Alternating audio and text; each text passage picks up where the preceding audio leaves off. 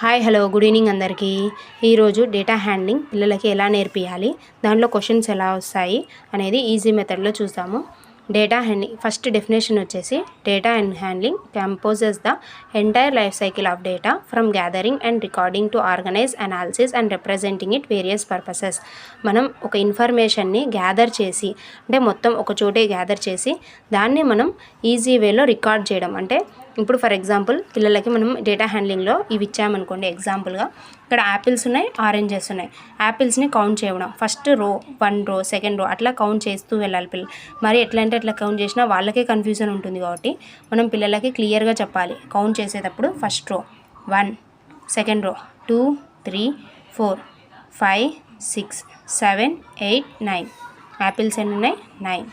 Next oranges 1, 2, 3, 4, 5, 6, 7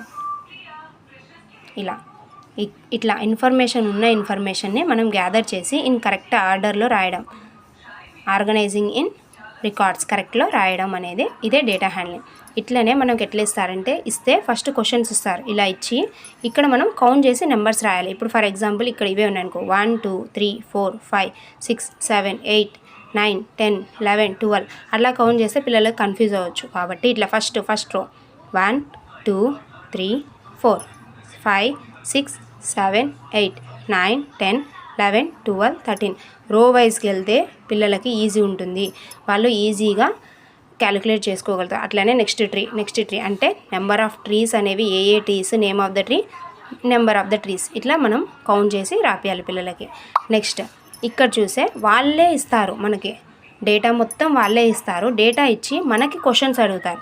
ఇక్కడ చూడండి, how many students like to sing ఎంతమంది ఇష్టపడతారు అంటే 15. How many students like to swimming ఎంతమంది ఇష్టపడతారు 14. ద మోస్ట్ లైక్డ్ హాబీ ఎక్కువగా లైక్ చేసేది ఏది అంటే singing. Next the least liked hobby తక్కువ మందికి డ్రాయింగ్ అంటే ఇష్టం. అట్లా మనం ఉన్న డేటాని క్వశ్చన్స్ అడిగినా కూడా రాయాలి, లేదు ఉన్న డేటాని మనం నెంబరింగ్గా రాయమన్నా కూడా రాయాలి. ఇలా పిల్లలకి కౌంటింగ్ ద్వారా ఈజీగా నేర్పించచ్చు. Please like, share and subscribe to Arshiya Alisha channel. Thank you.